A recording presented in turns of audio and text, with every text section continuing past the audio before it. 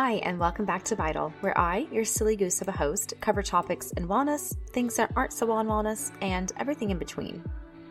I'm coming at you with yet another flaming hot take because I don't believe I have any other kind.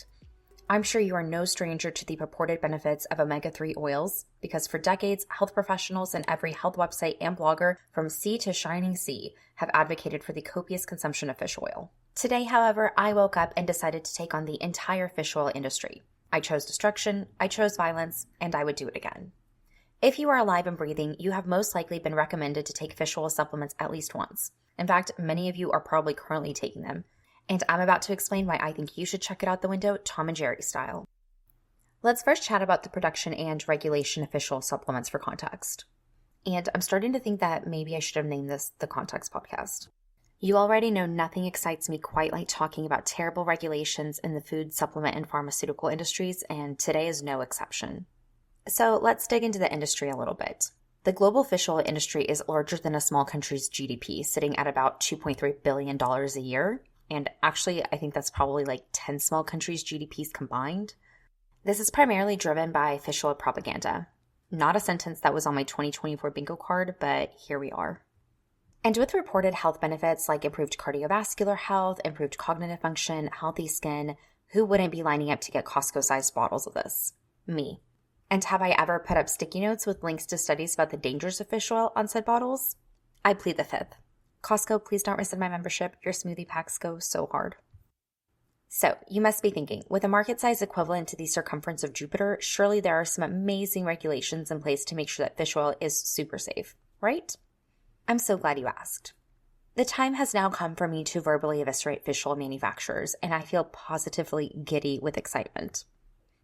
So the main trade association tasked with representing the Mr. Worldwide omega-3 industry is called the Global Organization for EPA and DHA Omega-3s, also known as GOED. I wish they would go it away. Oh, I am so sorry for that. Please don't cancel me. So GOED's role is to basically advocate, wink wink, for omega-3s, the ethical practices in the fish oil industry, and to maintain quality standards for its members. Many members of GOED are massive omega-3 manufacturers and distributors, and two major ones are Aker BioMarine and Carlson Labs. And you better believe I'm name dropping like there's no tomorrow. Now, this might seem innocuous at first glance because, yeah, it makes sense that manufacturers are part of this organization so they can essentially be babysat by regulatory standards and get a little safety check mark on their website that says they're oh so compliant. Here's the kicker though. In order to become a member, you have to pay cash dollars. And membership comes in multiple tiers. So straight from the GOED website, you can see that members can be sorted into leadership, plus, and base levels that come with various levels of perks. One of those perks being voting rights. And the companies in the leadership tiers are some of the biggest manufacturers of fish oil, like Aker BioMarine, Salutix GC, Carlson Labs, Golden Omega, KD Pharma, and Alaska Omega. And a lot of the brands that you will see on your store shelves and maybe Amazon, if that's where you shop, they will take products from these bigger companies and repackage them and rename them, essentially white labeling them. So a large majority of the stuff that you can find at your local grocery store is coming from one of these big players. However, even some of the white labeled brands and some of the smaller brands are members of GOED's lower tiers, and they include household names like Now Foods, Nature's Way, and Nordic Naturals. So with this newly purchased membership, these companies now have voting rights within the organization, which allows them to influence decision-making processes directly, including safety and consumer guidelines. This membership also gains them access to fish oil research that is typically highly favorable towards supplementation, and they can now use that in marketing material to sell more of their product. They also have access to clinical labs that do studies on fish oil products, and it's not uncommon for these industry studies to be structured in a way that could allegedly make the outcome of the study very positive toward the supplement. So if you remember when I heavily emphasized the word advocate earlier, straight from the GOED website, I quote, GOED advocates for the increased consumption of EPA and DHA worldwide with scientists, regulators, and other international stakeholders in nutrition.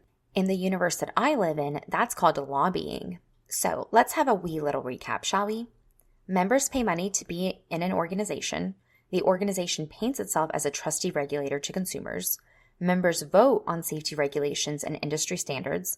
The organization lobbies on behalf of the interest of members and the standards that they want to instill, policy-wise and marketing-wise. Step 5, profit. This is the mother of all conflict of interest. I just felt my blood pressure go up. How's that for context? But buckle in, babe, we're not done yet. One of the most notable things that GOED has done is publish something called the GOED Voluntary Monograph. Totally normal name. And this is a very influential document in the industry that has essentially set the quality standards for EPA and DHA omega-3 oils on the market. Supposedly, they are more stringent than various federal and international guidelines, but we all know that those don't really mean anything anyway. Hello, FDA and citric acid regulation. So a couple of the different things that Monograph covers is the acceptable levels of various contaminants like lead and mercury in supplements. It also defines acceptable levels of EPA and DHA in supplements, and they also define oxidation parameters, which is supposed to ensure the freshness of the oil. And ooh, this is a juicy one because they got into some hot water over this. I want to just run through a quick list of the different flavors of shenanigans that they partake in that aren't necessarily part of the monograph. So they lobby in favor of omega-3 supplementation. They sponsor and or facilitate various scientific studies to support the safety and efficacy of omega-3 consumption. They sponsor various certification programs for members so that they can get the GOED stamp of approval and help to legitimize their product in the market. And my personal favorite, they do educational outreach. And this is actually where they brought Edward Bernays back to life to spread propaganda. Education, to both professionals and the general public about the life-changing magic of fish oil. Unfortunately, that does not spark joy within me. All right, so with all of the lore out of the way, let's chat about GOED's oxidation scandals. And also their scandals about how much EPA and DHA is in supplements. So for context, oxidation is a process where fats, like omega-3s in this case, interact with oxygen and they become highly unstable, and this leads to the creation of free radicals, which can wreak all sorts of havoc on the body. Please refer to the previous podcast episode for an in-depth explanation of oxidative stress. So, many moons ago in 2015, there was a study that came out of New Zealand that claimed that many of the fish oil supplements on the market were not only rancid, which is where the oil becomes oxidized, but that brands weren't meeting the requirements for EPA and DHA levels. So, not only were people not getting the benefits, they were also consuming nasty rancid fish oil. GOED PR masterminds decided to conduct their own study where, of course, they found no issues. They also started finger pointing at the supply chain process if there were quality issues. And honestly, the jokes write themselves at this point. Like, what do you even need me for? This spectacle got a lot of media attention, so naturally fish oil sales plummeted, completely deserved. And while this was a single study, there were many more that followed in the consumer report space that showed that most fish oil is rancid. There was actually a pretty good article about it in The Guardian if you're so inclined. GOED predictably started leaning on all of their studies, but most of the studies advocating for fish oil benefits are either funded directly by GOED or by researchers with really strong ties to fish oil companies. And honestly, there's just too much of a financial incentive for these studies to not have massive biases in the study design, the data interpretation, and the final results. I just want to point out the glaring conflict of interest once again, since GOED sets the standards and the organization is comprised of fish oil manufacturers who financially benefit from whatever standards they choose to follow. Or not follow in this fiasco. And one more thing, if a company knowingly makes a product that is only quote-unquote safe up until it leaves their door, but has an alarmingly high chance of going bad by the time it hits shelves, that is still their fault and still 100% their responsibility. All right, so let's chat a bit about the health effects and how fish oil becomes oxidized. So when the polyunsaturated fatty acids in fish oil are exposed to free radicals, or reactive oxygen species, these free radicals essentially attack the fatty acids, and that leads to the formation of lipid radicals, which can then interact with oxygen, which then forms even more highly reactive radicals that can further aggressively attack other lipids. It's a very sinister chain reaction that can really only be quelled by vitamin E or when two of these radicals run into each other and neutralize. And I really shouldn't say just vitamin E because it can be any antioxidant, but vitamin E is just exceptionally proficient at this. There's a few factors that can lead to oxidation, the primary two being exposure to oxygen and exposure to light and heat. So very often during the manufacturing process, the fish oil will come into contact with oxygen and become oxidized. Also, even if it's not oxidized by the time it gets into the bottle, which GOED would love for you to believe, our internal body temperature is high enough to cause this reaction to occur anyway. And on top of that, our body also has these little enzymes that can also oxidize the polyunsaturated fatty acids. And even though that's actually a pretty normal metabolic process, it can very quickly get out of hand and lead to the creation of free radicals.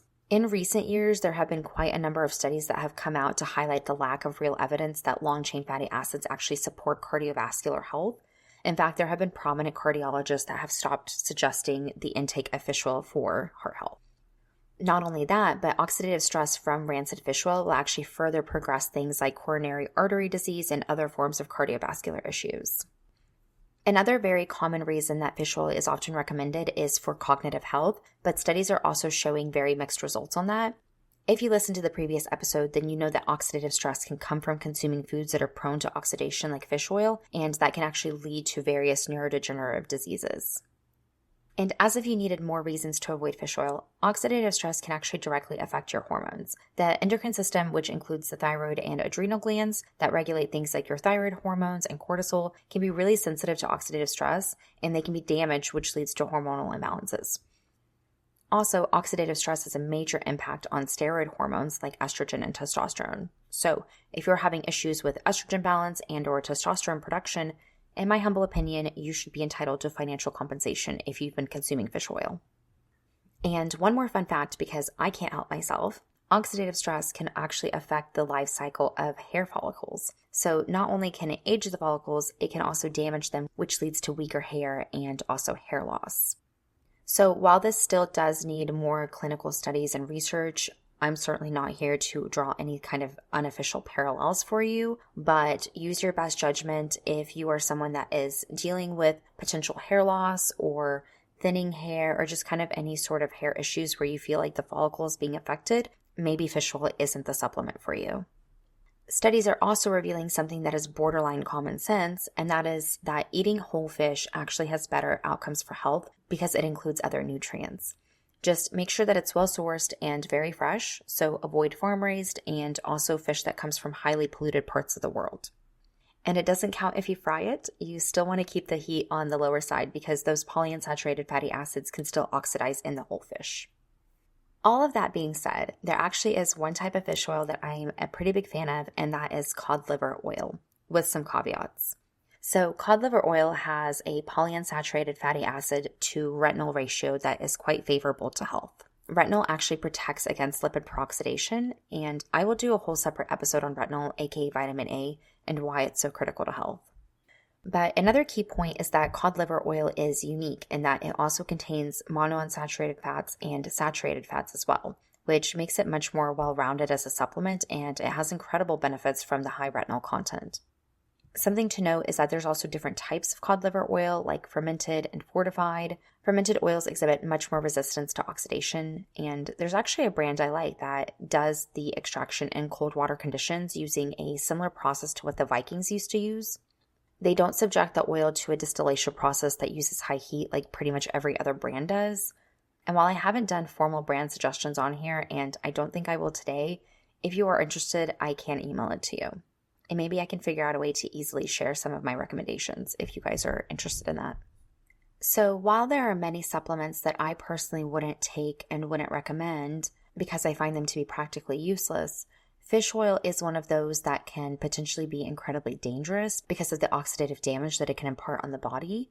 So I would just encourage everybody to be very skeptical and to perform due diligence prior to starting a new supplement, even if it's cod liver oil, because not all manufacturers are made equal. And that is all I have for you today. I hope this has been incredibly informative. If you like this episode, please like, subscribe, and share it with all your friends. And I will see you again next week.